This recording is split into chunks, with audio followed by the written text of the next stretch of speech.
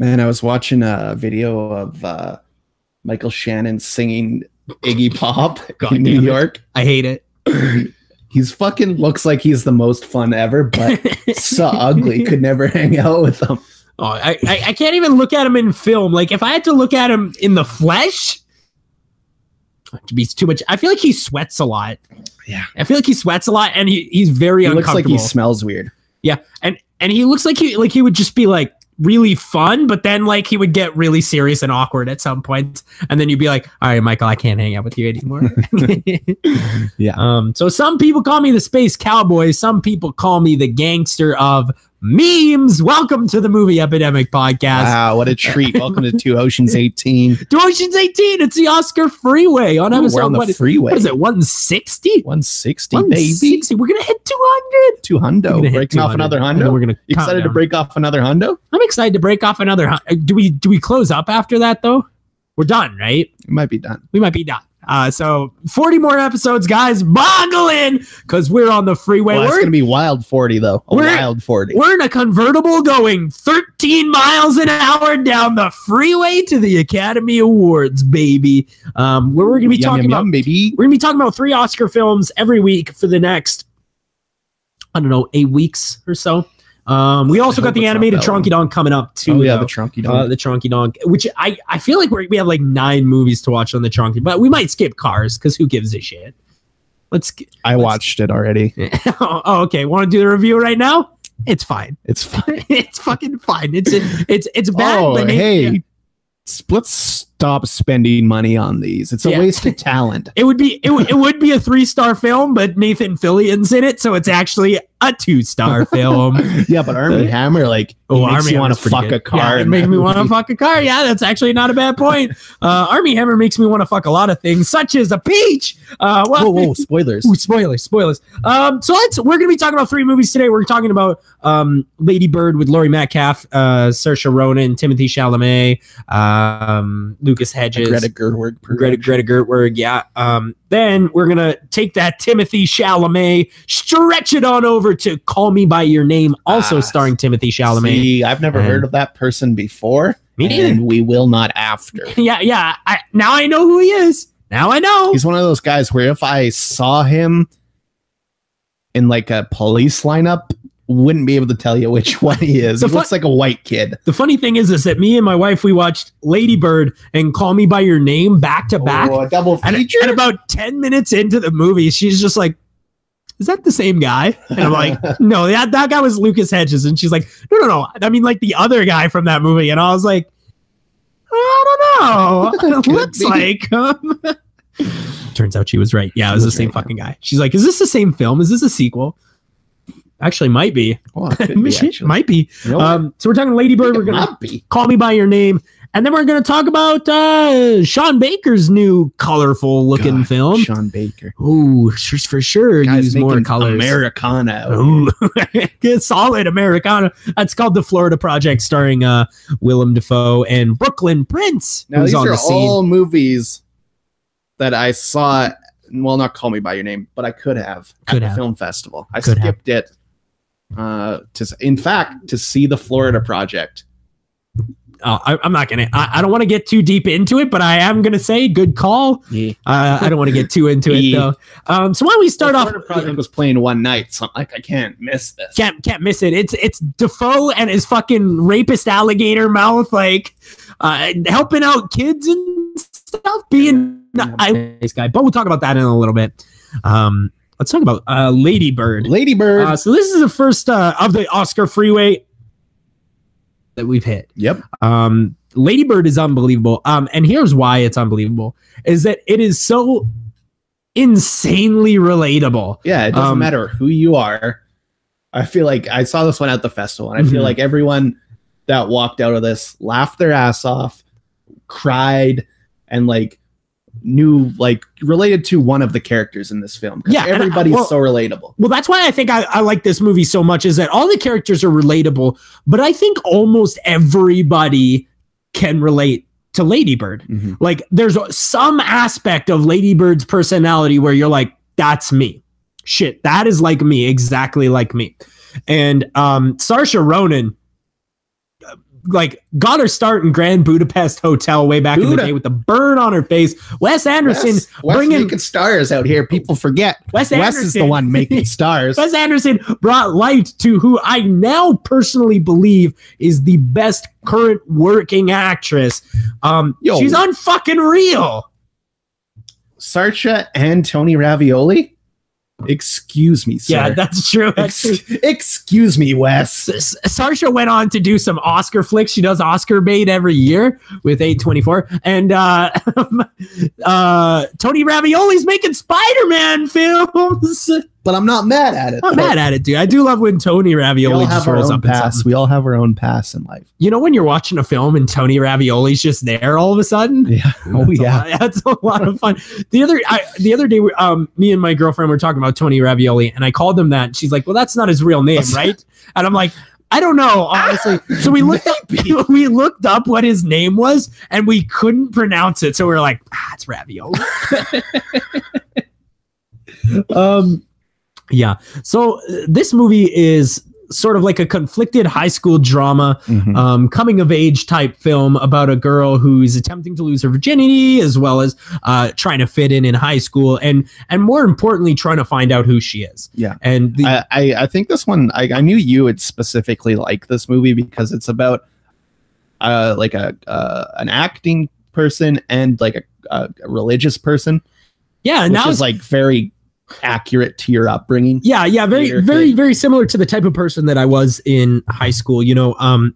And here's what I'll tell you about the school play sections in this movie. They are so insanely accurate, like so much so like that I've never seen before in a movie. Like when they're doing rehearsals for the play and shit, I'm like, oh, I remember doing that. I remember doing exactly. There's even like a part where they're like practicing dance in like a dance room. And I remember that room. I might have been in that exact room. Like it's very genuine. And like it really connects to a lot of things. Like this isn't one of those movies that was written by a 45-year-old dude. I mean, I don't know who wrote it. But Greta did. Greta Gerwig? Yeah. Clearly this was written by somebody who experienced this themselves. Which is so important and why I think it's so damn good. There's also it's like a genuine Napoleon Dynamite is how I see it.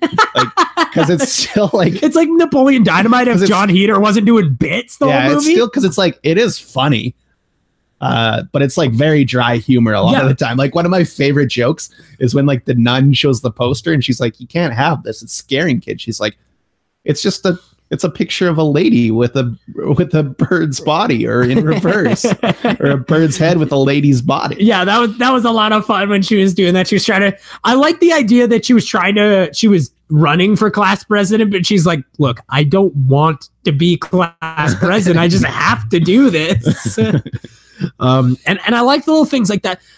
There's something about this movie that I think is also just really makes it so accurate is that stuff like that sometimes comes up and then it goes away and never comes back. And it's not like it's a continuity error. It's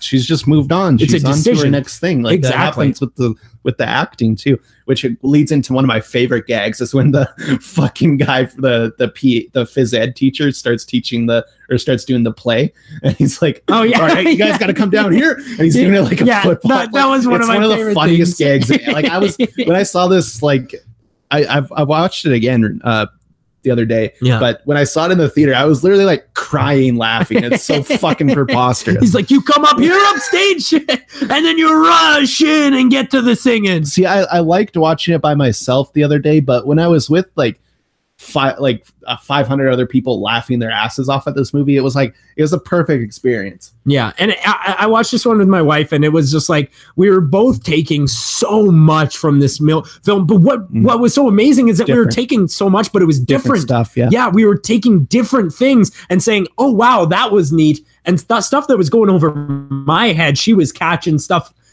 that was going over her head. Well, I was catching. I assume I caught completely different stuff too, because I didn't have a religious upbringing. But this movie still felt super like I love the dad. the dad specifically, because he does an interview at a tech company. Yeah. And that's all I do all day is go to interviews for tech companies. And I'm like, that's exactly how it is. Because I feel like an old guy when I come into tech companies now. Yeah. Because like everybody that's applying for these jobs are like fucking 18 years old and I've already made 15 apps.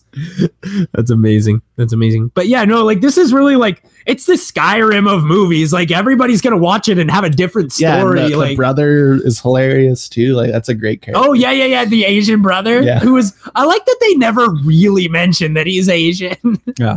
He just is. And you're like, all right, he must be adopted or something, but they don't tell you. Yeah. It's just something that you have to put together yourself. And like the whole movie is like that. It's like they give you the pieces for a movie and they're like, this is on you. Your emotional response to this movie is going to build it the way that you're going to perceive it. And whether or not that means it's a 5-star, whether or not that means it's a 1-star, that's completely up to the viewer. And I've never seen anything like that before. That's a good point. Really bizarre. Yeah. We're digging pretty deep into it because there's not a lot of negative things to say about it because it's nearly perfect. It's one of my favorite movies this year. I fucking love it. Is Laurie Metcalf just the greatest person ever? Yeah, she's so good, dude. Fuck, she's amazing. Her and Saoirse Ronan, like acting 1-to-1, like is some of the most electric on-screen chemistry I've seen all year. Yeah, it's unbelievable. But I do have a question. Why do people keep hiring Andy Buckley and then have him do nothing? He was in it for like 30 seconds. Yeah, he doesn't even have a line. He doesn't even have a line. Dude, he doesn't even have one line. He's in it at the beginning and then he's in it at the end. Neither of which times. Like, I thought he says something when he's watching the play though. Oh, maybe I think he has like one line there. He's like, yeah, it's very good. I love it, Andy Buckley. And when I see him roll, every time I see his goofy little face, I'm like, let this lad do something. Yeah, let this lad work. Let this lad work. Let this guy out here working. He's out here trying his best. You know, that's the important thing. He's trying. Yeah. Lady Bird. Who directed this film? Greta. Oh yeah, she directed it as well? Yeah. Oh, well, God bless. Directorial debut. Mostly known for her work with her husband Noah Baumbach. Oh, okay, yeah. You know what? That kind of makes sense. It's like mumblecore but good. Yeah, it's like I would describe this movie. It's like she's like, Noah, honey, I'm gonna bite your style, but then I'm gonna like make it good. But like, you see what you're doing that's bad? I'm gonna do not good. That. Yeah. She's also like 30 years younger than Noah, so it's like. Yeah, he seems like the type. So he's trying to be the Woody Allen of the next generation, but make better movies. Yeah. So. Another thing that I don't know if you ever experienced this, but the Lucas Hedges character is a very, very, very similar to a situation that I encountered in high school with a friend of mine, very religious, but you know, also homosexual. Yeah, gay and trapped in his own body, you know, and not knowing what to do with it. And what I like about this movie is that there never really is an answer to that. And like, I'm not going to say anything too crazy about what happened to me in high school, but that's sort of what happened with this situation as well. It sort of just fizzled out and we all pretended like it didn't happen, you know? And so it's just one of those things. It's just real, you know, it's very real. And it spoke to me on a lot of levels. And no, I loved it. I was surprised I liked it the first time I saw it. Yeah, honestly, I was too, because about 5 minutes in, I'm like, okay, it's going to be one of these films, you know, like it does. It feels like it's going to be like one of those like gringy, like very opinionated films, but then it lets you sort of create your own opinion. Right. It's like a choose your own adventure book, but for smart people. I don't know.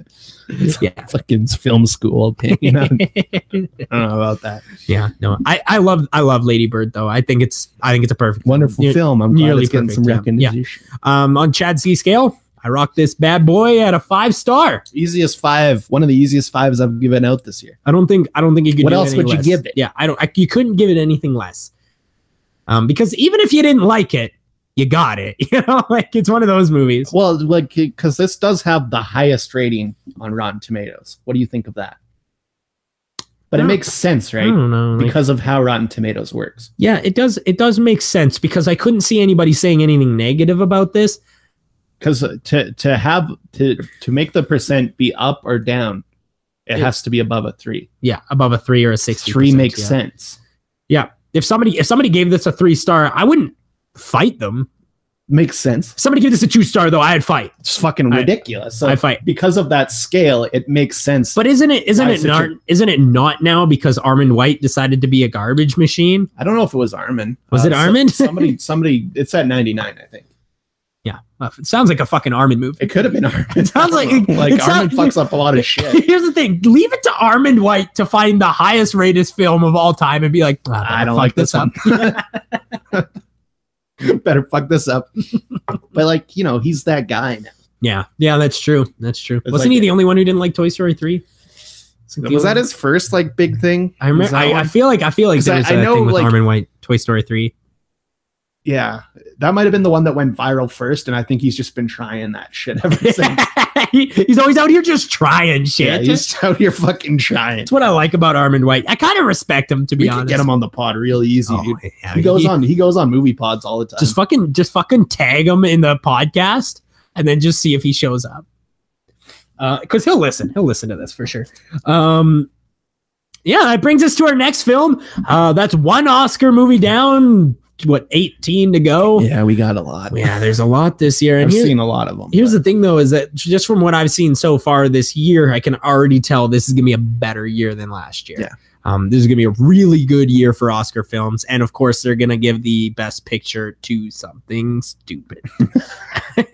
Something fucking dumb. I can't wait to see that fucking Winston Churchill film fucking win the Best Picture. It's not good. Like, I look at that shit, I'm like, obviously that's not good. It's probably fine. I bet you it's a solid 3.5. Ugh, it's gonna be boring as shit, though. So let's talk about the next film in the Oscar freeway. This is Call Me by Your Name. Sure. Armie Hammer and Timothée Chalamet. Yeah, big gay Jew. So it's this weird. movie, like when you look at Armie Hammer, you're like, blonde hair, blue eyes. That guy right there. That's a fucking. Like, that's a Roman Catholic right there. He's you look at him and he's an Aryan fucking wet dream, and you're like, oh, the Hammer side is real Jewish though. That's the thing about Armie Hammer is like they're rich Jews from Hollywood is the Hammer side.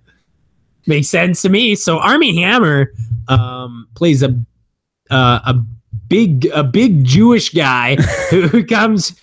I don't know. A thick boy. Yeah, they never really like the movie takes place in Italy, and they never like why they're there. Like, sort of, they do. They're like, yeah, it's the same in this guy's previous movie, A Bigger Splash, which I think is a much better film than this. Personally. I've never seen that. No. You get to see Ray Fiennes' big old hog. Dude, Ray Fiennes' finger? Yeah, and he like is it too big to call it a finger? Dude, it's real big. When he's swimming around in the pool with his big hog out. And in that movie, he plays like the Rolling Stones record producer. And it's fucking awesome. It's a fucking great movie. It's another movie that's like about nothing. It's just like people hanging out in like the south of France or whatever. So that actually brings me to my first point about this movie. Now, I'm going to preface this with the fact that I like this movie. Yeah, it's a good movie. Ish. It's fine. It's pretty good. But we have sort of fallen into this trap. And I think Moonlight almost fell into this trap, but then didn't. Moonlight's good though. Moonlight is a much better film. Yeah, Carol did. Okay, so I compare this to Carol. Like this is very similar to Carol. Yeah. Especially the LGBT community. They're like, yes, it's all about this love, this gay love affair that it goes down the way you would expect it to. And because they're like, all right, we got this hook it's the forbidden love hook. Mm-hmm. So what else do we write? And they're like, here's the ringer.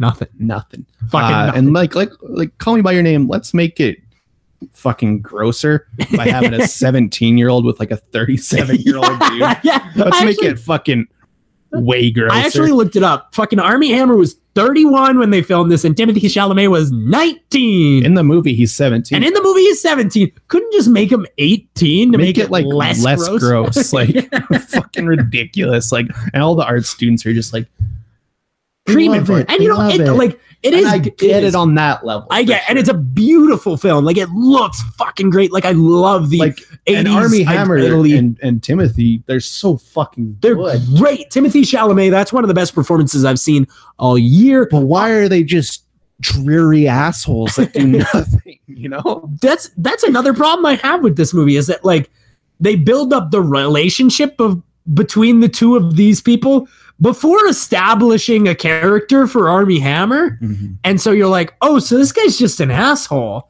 That's all you really think about Armie Hammer. It's like, this guy's a really like sexually aggressive asshole. Like, real aggressive. yeah. Like, he's demanding stuff of Timothy, dude. He's like, put it in my butt. Like, it's not like that, but like, it's aggressive, dude. That's as aggressive sexually as I understand. You're so fucking thick. That means. Yeah, you're fucking thick. Yeah, fucking thick. Yeah, it's just like, it's like an hour of sexual tension, and then it's like 40 minutes of Armie Hammer just saying grotesque shit. But it is, I just wish that it was about something, because the characters built around it, it felt like they were really going with something. Well, I mean, this is like very European filmmaking, and like there are a lot of movies like this where they can get away with it not being about anything because the characters do stuff. Well, they're likable, at least. I don't really find the characters that likable. That's what I was gonna say. I mean, like the dad. The dad's awesome, and that speech at the end, like that really brings it together. It's unbelievable. It's so good, and like that ending. The ending's fucking like. The ending is unreal. It blew my fucking brain apart. Like I couldn't even believe that's how they ended it. Like, and especially when, I don't want to give too much away because this is a good movie you should see, but they linger on that one shot. Movie you should see. Maybe not Darkest Hour. We'll talk about it. See this before you see Darkest Hour for sure. But they linger on that one shot at the end of Timothy Chalamet's face, dude. And it's like, Timothy Chalamet had to act the hardest he possibly could for like 6 minutes straight. 7.5 minutes straight without breaking, and without anybody in the background breaking too, which is so impressive, so incredibly impressive. This movie does have a pet peeve of mine. What's that? Bad, shitty 80s crossfades. Hate them. Don't do crossfades. Unless you're like, oh, I'm sorry. Is this the Sound of Music? Unless you're like Kurosawa, who invented it. I'm sorry. Is Christopher Plummer in this at the age of 22? Because you don't do crossfades. It looks like shit, dude. It looks like fucking. Are you getting up? Can you grab me a beer? Cool. Thank you, mate. You're doing like these shitty. Also, Kurosawa can do it, and here's why. Because Kurosawa stopped making movies in like the 70s when you still could do the crossfade. Let me try the Red Rage. You can have some of this Anderson Valley Hop Otten IPA if you want. It's pretty good. The crossfade, don't do it anymore. It's 2017, and I understand that they were going for like that 80s vibe and the retro Italian aesthetic. Yeah, but just go with the aesthetic. Don't take video techniques from the 80s, all right? Stanley Kubrick's The Shining is a great film, but if they released it as is in 2017, I'd have questions. Mm-hmm. Oh, shit. Is that a fizzy boy? That's a fizzy boy. Oh, it's all over the place, Buck. I'm sorry, bro. It's all over my backpack. I don't have any other pairs of pants. This is the only one I have. I guess you're doing laundry tonight. I probably am not. I guess I'm wearing beer-soaked pants to work tomorrow. Yo, this boy's going in fucking real drunk. Yeah. Another weird thing about this movie is that there was like the first like 30 minutes, there's no score. And then like there was no score, and I think that was an intentional decision. Mm-hmm. And the reason for that is I think the score was supposed to be reflective of Timothy Chalamet's mood. Yeah. Whereas like he was at the beginning of the film, he's sort of to himself, he's recluse. And the score starts to pick up the banging more that hot Italian chick. Yeah, he's banging. Oh, dude, I was gel, dude. I was mad gel. Dude, I was out here gel. but the more he interacts with Armie Hammer, the more you get a soundtrack, and then the soundtrack really revs up at the end. Oh, is the soundtrack love? Soundtrack might be love. That's what I'm saying. I think it might be symbolic. And that's good filmmaking. That honestly is. It's good filmmaking, man. Yeah, this is a great film.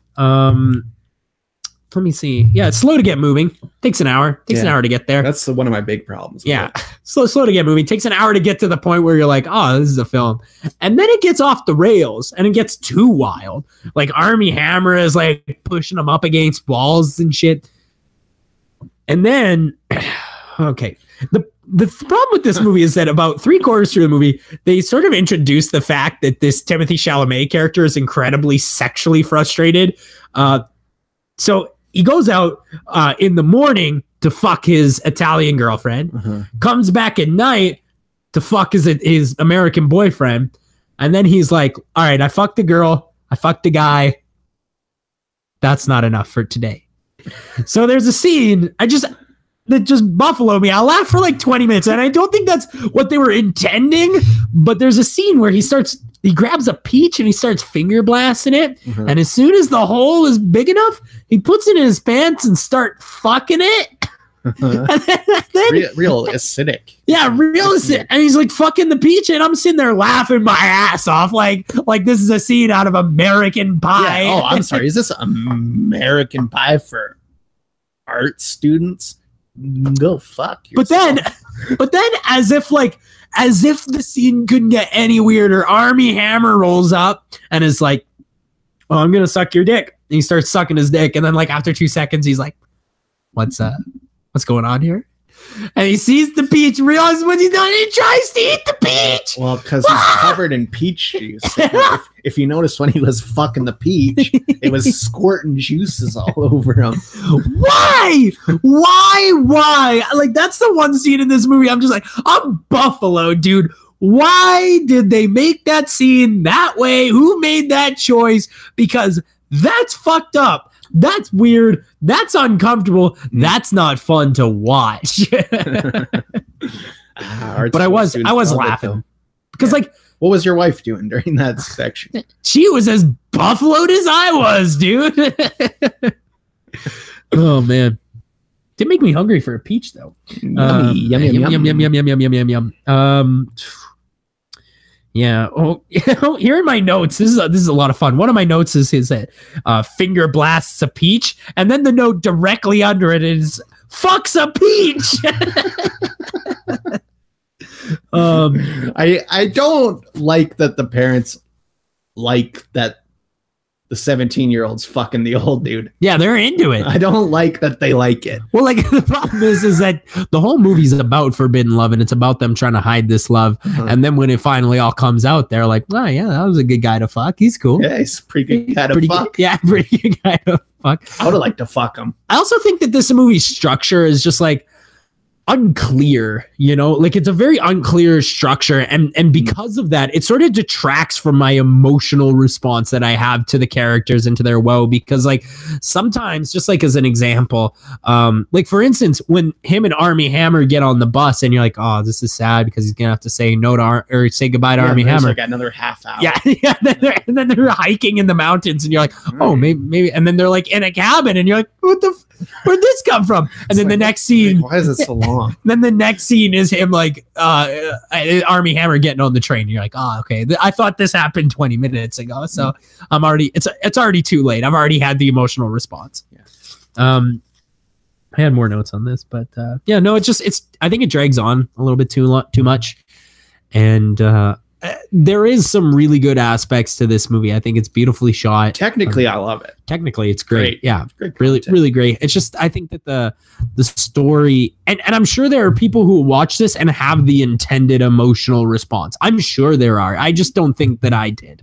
And it's on Letterboxd. It's the #1 rated movie of the year. Yeah, see, they're all gay. They're all everybody on Letterboxd is gay. Everybody on Letterboxd is either gay or a douchebag. Yes, sometimes both. Sometimes not always, but sometimes both. Not always. You can be just a douchebag. Yeah.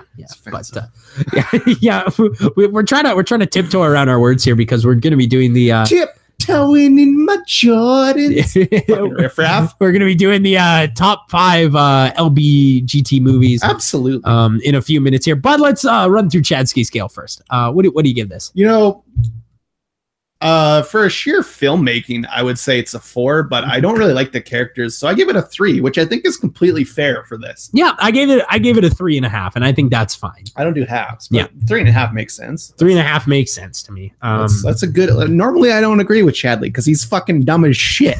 So it's like, but no, I when it comes to Oscar movies, we generally agree on this stuff because it's filmmaking technique. And we know, understand filmmaking technique. Exactly. I think sometimes emotionally these movies hit us differently, but we're right on the nose on this one, which is surprising. I think with us, a lot of the time when we disagree, it's because one thing can ruin a movie for either of us. It's like you're very fragile when it comes to that stuff. You're like, this is a good Michael movie. Shannon's in it. Michael, nope. That's exactly what I was gonna say. I was gonna be like, this is a good movie until Michael Shannon rolls up. Dude, that's the thing though. Nocturnal Animals is straight up a 5-star movie. Doesn't he come on someone's feet? No. Well, sort of. Buddy's feet. That's all I know. Yeah. So we're gonna do our top 5 LGBT movies. There's a lot of good ones. Like I actually really had tough time making this list. Yeah. Why don't you start us off? Actually, you better start off because I forget what this first movie's called. Okay. So for my first one, called Milk. Sean Penn. Yeah, Milk is really great. James Franco is in it. He's a fucking amazing in that movie. I like James Franco because he'll do like 7 terrible performances in a row and then do one banger. Yeah. Yeah.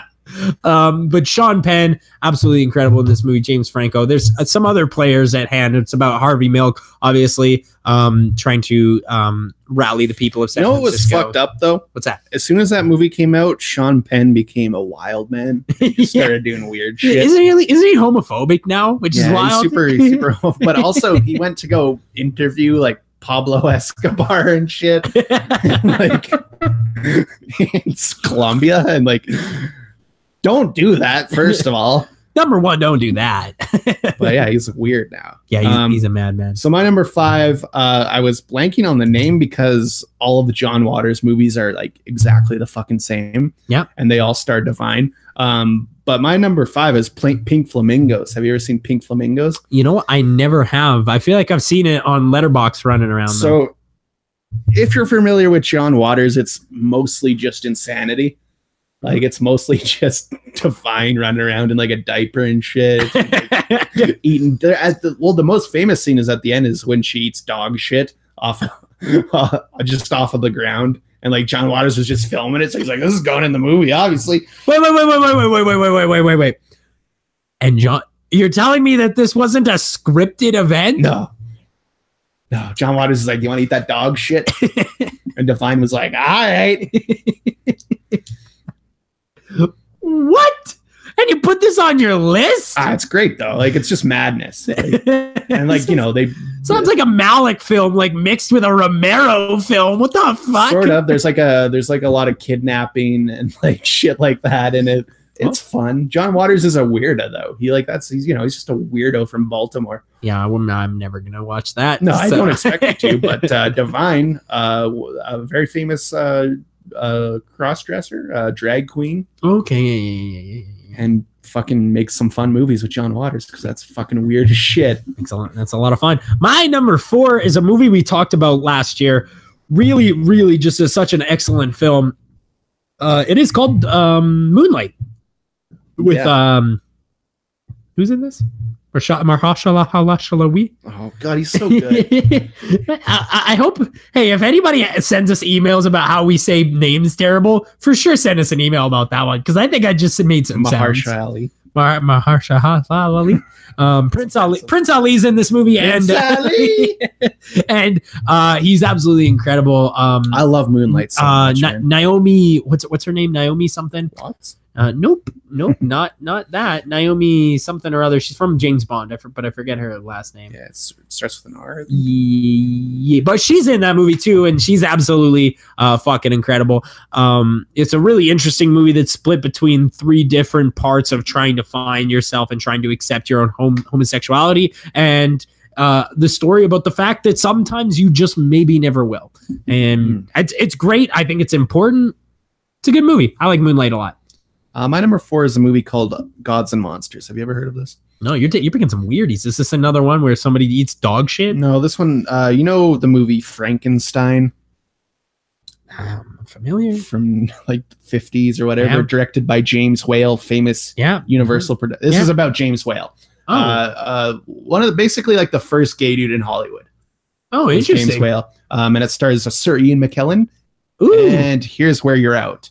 Brendan Fraser. Oh shit! I almost put him on my death pool, dude. I hate Brendan Fraser, but he's looking thick. How old was McKellen when he did this film? It's from '98. So, dude, I love McKellen, dude. I love him. I love him so much, dude. It's just like a good movie about the life. I'd marry Nick McKellen. Fuck yeah, dude. It's just a good movie about James Whale, who is one of my favorite directors. I really like James Whale. Like a lot of his early like Universal Monster stuff were just like fucking perfect. Yeah, just on fucking point. My number 3, you might recognize this film, a little Bobby Williams film called The Birdcage. Oh, I love The Birdcage. I love this movie, dude. It's so good. Nathan Lane, basically there. I forget what it is. I haven't seen it in a while, but it's like he has to pretend that he's not gay, but he's the most flamboyant homosexual on the planet. It's a Robin Williams. Yeah, Nathan Lane kills it, dude. I love Nathan Lane, and Robin Williams, obviously, of course, as always, gives a 5 out of 5 performance. That's a 10-star. My next movie is going to be a movie with Colin Firth. Called A Single Man. Single Man, yeah. In this, that's Tom Ford's first movie. Who wrote it? It was someone weird, wasn't it? Oh no, I'm thinking of A Serious Man, which is that's a different thing. Yeah. Single Man's a Tom Ford movie. Tom Ford, he did the one I was just talking about where Michael Shannon comes on. Oh, Nocturnal Animals. Yeah, he did Nocturnal Animals, which I love. I think is like a perfect movie. Tom Ford, a fashion designer, I never saw it, classically gay fashion designer. Who's like has no experience in filmmaking, like bangs out 2 5-stars in a row, and you're like, how the fuck? How'd you pull this off, motherfucker? But Single Man's great. Don't touch me, motherfucker. Awesome. I was gonna buy some Tom Ford glasses just because, like, out here making 5 stars, bitch. I'm gonna buy your fashion. Yeah, this dude's awesome. It's like you could put out anything, dude. You could put out anything, but if you're making 5-star films, I'm supporting you. I'm buying that shit. Yeah, you making 5 stars? I'm buying your shit. So my number 2 is a really weird movie. It's a Gus Van Sant movie called My Own Private Idaho. I've never seen that. Okay, so this movie is River Phoenix and Keanu Reeves. I'm familiar. And it's like director of Good Will Hunting, mind you, director of Good Will Hunting, one of my favorite films of all time. So this movie it's really interesting about these 2 gay guys who they're like in like a homeless brotherhood. It's very like a homeless drug addict gay brotherhood where they like live in like they like squat in abandoned houses and shit. And they have like a bunch like a ragtag group of friends, and they go on like silly road trips. But then the Keanu Reeves character, he's gonna go back and live with his parents and then become rich and marry a white woman. And it's all about like River Phoenix trying to come to the conclusion that Keanu Reeves is like not gay anymore, quote unquote. And that like that that they're not together anymore. And it's very good, actually. It was very emotionally gripping when I watched it, and it really took me back quite a bit. I like My Own Private Idaho a lot. There's actually James Franco made a documentary about this movie, basically cataloging River Phoenix's it's called My Own Private River. Rest in peace, River Phoenix. So that brings us to your number 2. My number 2, I'm gonna go with a classic comedy called To Wong Fu, Thanks for Everything, Julie Newmar. This one stars John Leguizamo, Patrick Swayze, and Wesley Snipes as drag queens that go to a small town and change it for the better. And it's just like a super fucking weird movie. I can't believe I've never seen this. I've seen all of Leguizamo's films. Dude, he's perfect in it. It's like you see like Leguizamo walking around in high heels and a dress, and he's pulling it off, and you're like, what the fuck, Leguizamo? Why are you that good? And Wesley Snipes, you're And fucking Swayze. you're sitting there and you're like, why do I want to fuck Leguizamo? He's fucking nuts. And they call him like a sweet little a Latin boy or something in it. That's a lot of fun. It's a fucking ridiculous movie, but I like it. I think it's funny. It was on Netflix for a while, so yeah, maybe I'll check that out. I've never heard of that. So my number one is a movie you might have heard of. It's got Julianne Moore. This is called The Kids Are All Right. Oh, never seen that. You've never seen this movie. This movie is unreal. It's about these two kids. They are like adopted by this lesbian couple. And they are like, oh, we got to figure out who our real dad is. Like when they become 18 and they find out who their real dad is. And spoilers, Mark Ruffalo. Ooh, Ruffalo. Mark Ruffalo's Buffalo Ruffalo. Ooh, Mark Ruffalo's Buffalo Ruffalos. And it's the conflict more arises from like the fact that Mark Ruffalo that starts like hanging around their family, but he's not quite the influence that he's like one of the mothers likes him and the other mother doesn't. And that's where a lot of the conflict is fueled from. And I forget who plays the other mother, but Julianne Moore is good. The other girl is great. She's really good. That's definitely a movie to check out if you haven't. The Kids Are All Right. There's a lot of fun. Yeah. Mine's going to be Moonlight. Moonlight. Ooh. I fucking love it so much. Have you gone back? Yeah. Have you gone back a few Holds times? up, dude. I went back one twice. time and I was like, yeah, it's I still like it a lot. I still think it's a 5-star. Yeah. I don't know if I like it as much as you do, but I still think it's a 5-star. Yeah. I've seen a lot of 5 stars in my life. Me too. Yeah. But I'm real easy with 5 stars too. So. I'll pass out a 5-star to Avengers Age of Ultron, apparently. Yeah, well, that's because you dumb shit. Yeah, take it. I retract it. You retracted it. I'm also going to retract. Official statement, please. Yeah. I'll release a press release for that and Jurassic World. I was really hyped on blockbusters at that moment. And so Jurassic World fucking blows. You know what? I want to retract my rating and put in a 1. Here's the thing. Gone back and watched Jurassic World a couple of times. Might be right. I think you're right. I think it's bad. It is bad. Yeah, it's bad. Last time I watched it, like I was like, I kind of got what you were talking about all of a sudden because I'd seen it a few times, and every time I'm like, nah, dude's fucking crazy. This movie's awesome. And then last time I watched it, I'm like, oh, is this movie bad? Yeah, I think this movie might be bad. That with Covenant one day too. Covenant? No, dude. Covenant I already think is bad. No, Alien Covenant, you're gonna get it that one day, where it clicks with you. It just clicks with me, like Prometheus. No, you'll never get Valerian if you didn't get it the first time, but I'll never get Valerian. Covenant, you'll get eventually. But I hope that you get why Valerian's not good. Well, I agree that there's a lot of it that's bad, but my points that are why it's good are very compelling. Let me tell you. Well, we'll save it for the bot. We'll never get to that movie, but if we do, my points are amazing. Yeah, and then I'll bring points as to why Dark Tower is good. Dark Tower is not good. I've actually never seen it, but I bet you I'm gonna love it. Dude, we got to do a Dark Tower Valerian episode. Those are two like real weird movies. Yeah, we're gonna have to yell at each other for a little bit. That's like how did this sneak into the summer blockbuster season episode? So let's talk about this last film of the day, Sean Baker's Florida Project. Holy shit, I love the Florida Project. Fuck, it's good, dude. Like, I'm gonna say this straight up. Lady Bird is a 5-star film. It's fucking incredible. Mm-hmm.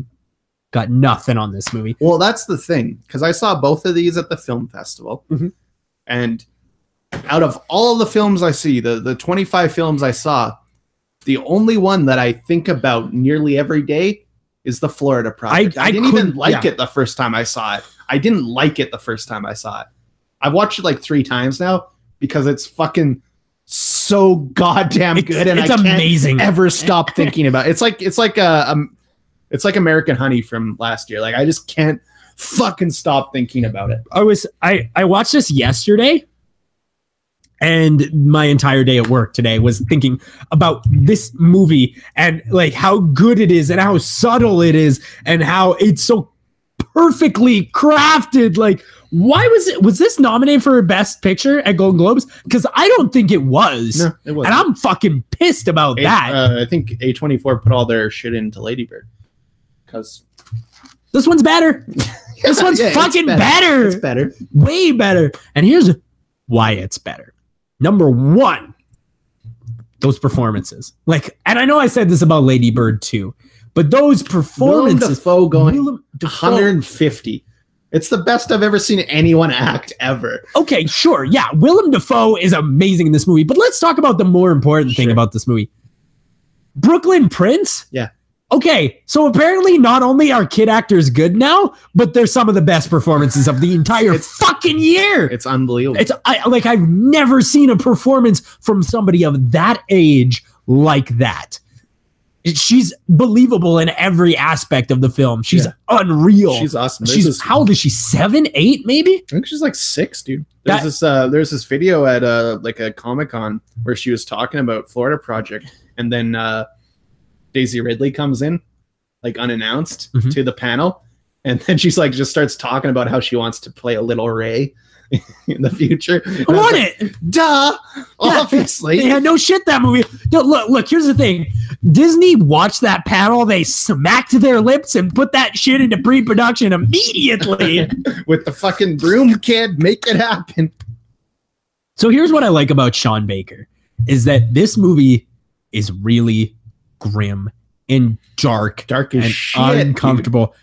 But it's disguised. Like, it's completely disguised behind the whimsical and innocent perspective of a child, and B, those fucking collars. God damn, those are good looking collars. Good. Yeah. Like, he's just like, you just walking around fucking Orlando or whatever, and it's like, it's weird. It's colorful. Yeah, it is. And you know, I've been to Orlando before, and I've walked around at night, and it's just such a weird space to be in. It's not like any other city I've ever been. Well, that's like the perfect spot too, because like on one side you have Disney World, and then on right there you have all of the poverty. Yeah, the fucking slums, dude. Although I don't know if this is geographically correct, but it doesn't matter. Doesn't matter.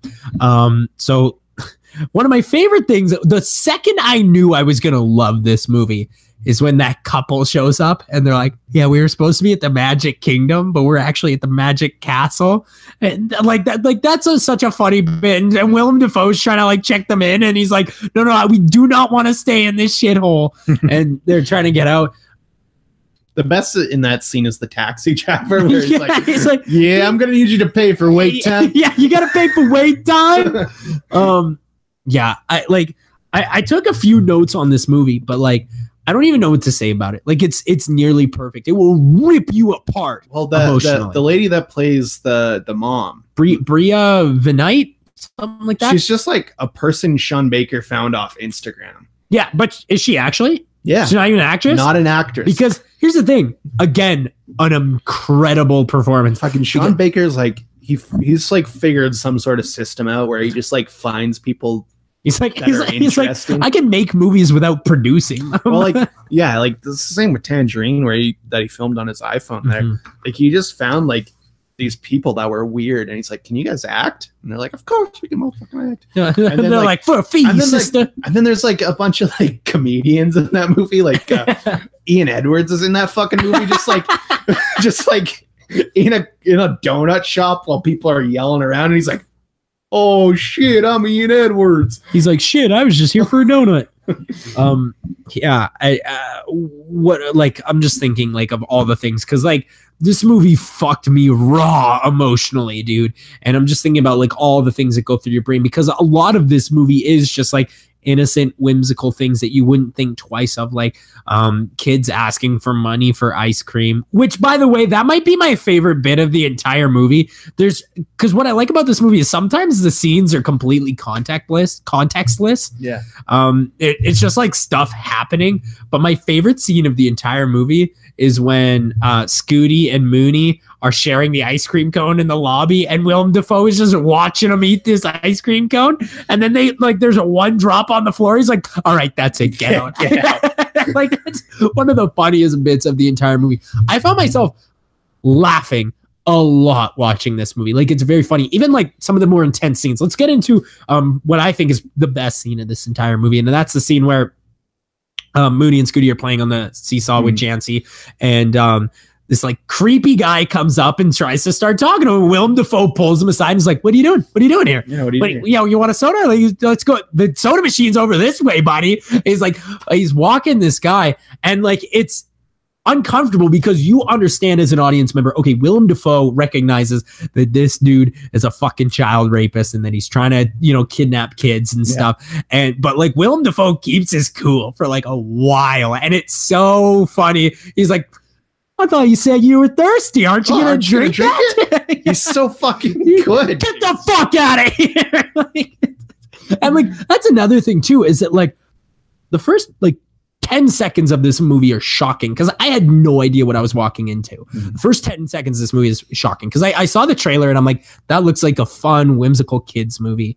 And then like in the first 10 seconds, you have like Brooklyn Prince leaning over the edge of the balcony being like, you're fucking shit, mate. Like, and I'm like, oh shit. Like, this is a different kind of movie than I expected it to be. Absolutely. Yeah. And it's just like, it's such a perfect encapsulation of impoverished America. And yeah, dude. And that is what Sean Baker, like, that's his bread and butter, baby. It's fucking impoverished America. The underside of America, like true Americana. Well, that mother character like is genius because I know people like that. Yeah. Like there are a lot of people who are just like that, and there's just so many things about this movie that I took away. Like that makes me think, Yeah. Them hustling, like selling the perfume and then like walking into the breakfast place.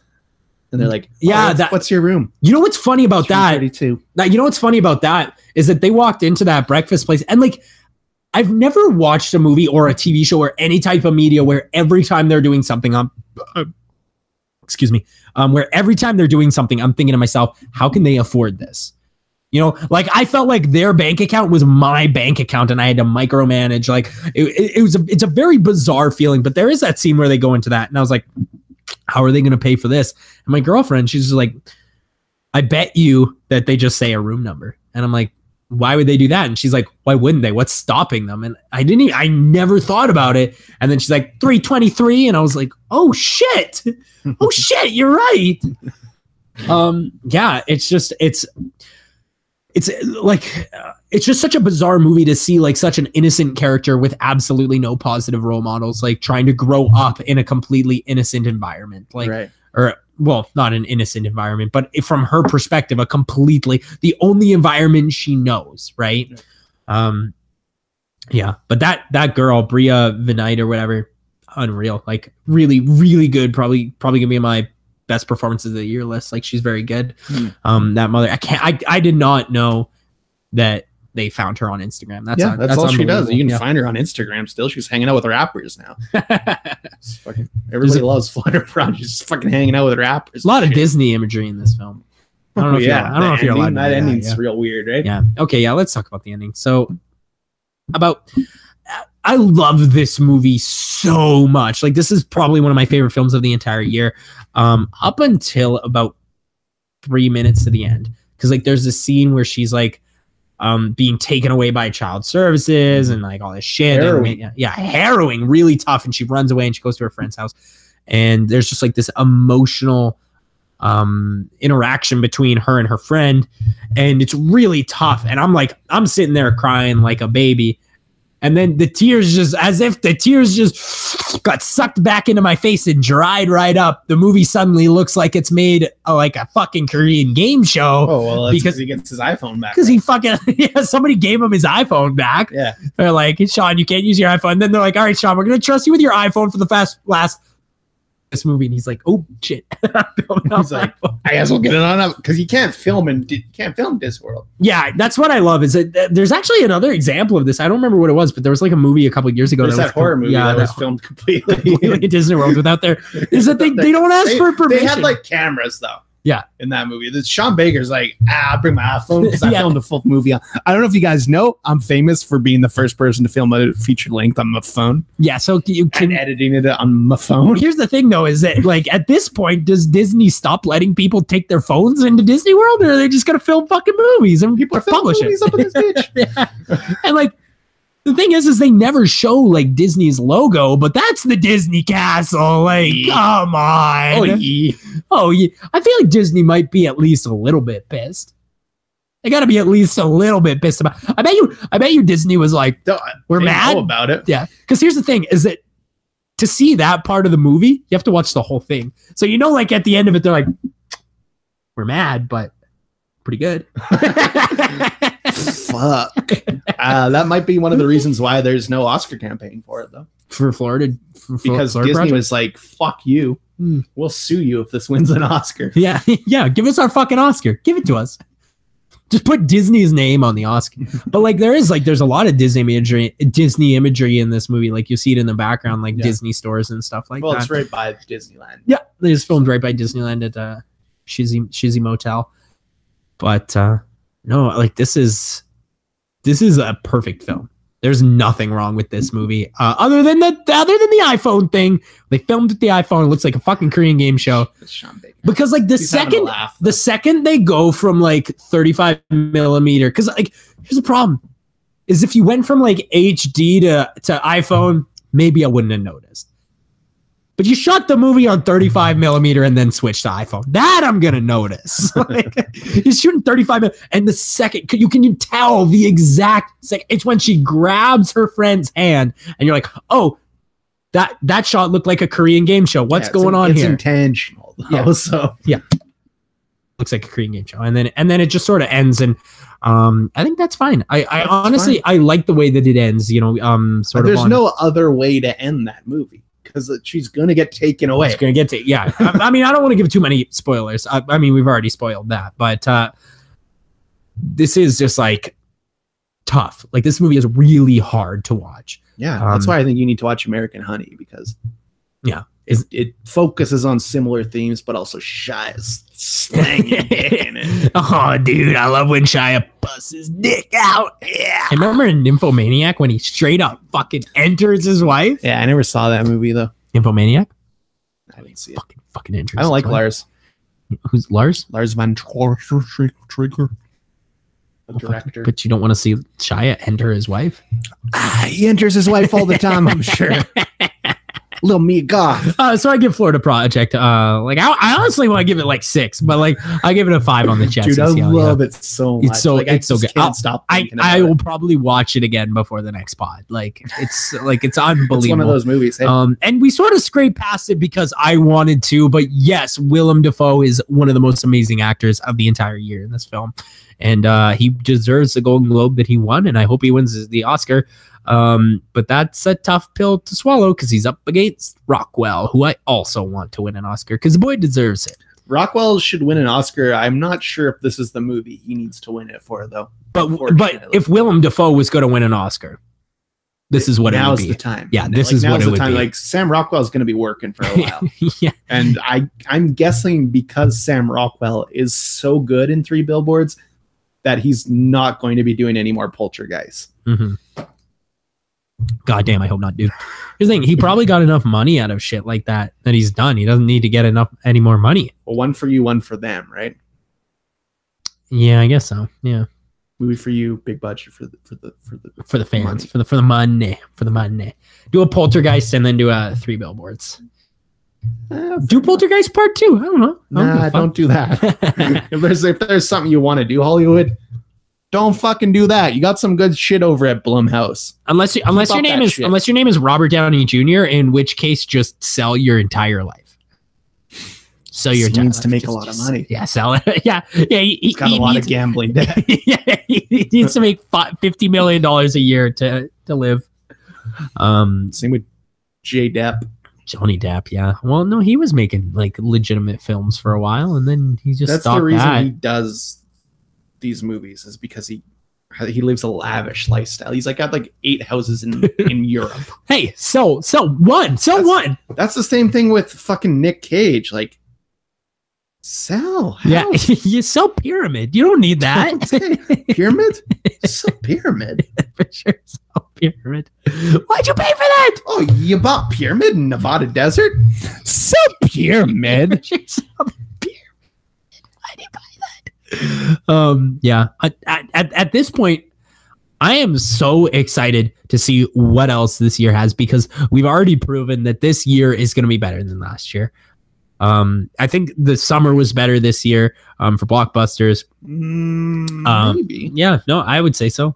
You liked Valerian, so I don't even see how you couldn't see like what bad came out this summer. I mean, don't answer that. There was a lot, but there was a lot of good that came out this. I think generally a lot of them. But like, I already think like maybe Lady Bird is better than most of the stuff that came out last year, but Florida Project might be better than everything that came out last year. Yeah, that's true. And there's like another 5 movies I like more than Florida Project this year. So yeah, exactly. Florida Project isn't even my number 1 right now. But yeah, this is going to be an insane year. I cannot wait until next week. Ooh, Vulgar Tour Week. Yeah, Vulgar Tour Week. We're watching. We got some Martin McDonagh, some Guillermo del Toro, and we got some what's that fucking Darren Aronofsky. Dude, Darren might be the most vulgar of them all. Oh, dude, I've seen Guillermo's vulgar as shit. I've seen this Darren Aronofsky movie, dude. You're either gonna think it's the best film you've ever seen, or it's gonna be a house. It's either gonna be my number 1 or my 140. Yeah, exactly. So we're gonna be talking about Mother, The Shape of Water, and 3 Billboards Outside Ebbing, Missouri. That's the one that everybody is saying. I loved it. I haven't seen it yet, but I'm gonna watch it again because I think this might be the one. You know, I saw it like first weekend. Yeah, I remember that. Yeah, just because I was bored. I was like, it's Wednesday. What should I go do? You're like, Martin McDonagh has a good. I love Donna, so it's and like none of the movies he's ever done, like the movies he does are really good. Dude, In Bruges is like the funniest movie of all fucking time. I love In Bruges, but like he's never made a movie that's like that should win Best Picture. No, yeah, exactly. Well, in Bruges should be closest. Yeah, until now. 3 Billboards. Frances McDormand would be insane if it won, but we'll see. I think it might. How could it? I think Shape of the Water will win. I haven't seen Shape of Water? You really think Shape of the Water is gonna win? Yeah. Guillermo? Yeah, that or The Post. You think that sweaty old man's gonna take one? Yes. Yeah. Well, yeah. Honestly, yes. Like realistically, given the Academy Awards, it probably will be The Post. Probably The Post. It probably will be The Post, which is unfortunate, but that's probably what it's going to be. We'll have to wait and see. So tune in next week. We're going to be talking about those films. The Freeway continues. Make sure you keep tuning in. The animated Chonky Donk is just a hop and a skip away. Chonky Donk. We're going to be watching the Blade Runner special. And the Blade Runner special we got to do. Yeah. We got to do that Leonardo da Vinci movie or whatever that is. Or Vincent Van Gogh. Yeah, that part of the Chonky Donk. It's an animated film. Yeah, sort of. Animated. Animated, sort of. But what do you think animation is, Chadley? Explain to me what you think animation is. 3D models of Shrek. Not wrong. You're going to tell me I'm wrong? No, that's wrong. But it's also moving pictures that are not real life. They're drawn. That are drawn. That's correct. Or painted. Hey, you know, like Cuphead, you know, like that art style? Yeah, I love Cuphead. Get a movie like that. Let's just get a fucking movie that looks like Cuphead. How about that? Yeah. Stop fucking. That one like animation from Betty Boop where it's like the ghosts that are dancing. yeah, exactly. And like their arms get longer and shorter at will for some reason, but it never has any reason or purpose. They're just really gross creatures. Yeah, that song's crazy. Yeah. So make sure you tune in next week. My name is Chadley. You can follow me on the Twitter deck at Chadley the Movie. Yeah, follow me on Twitter at LastCoolDude. Tweeting out some good content. Yeah.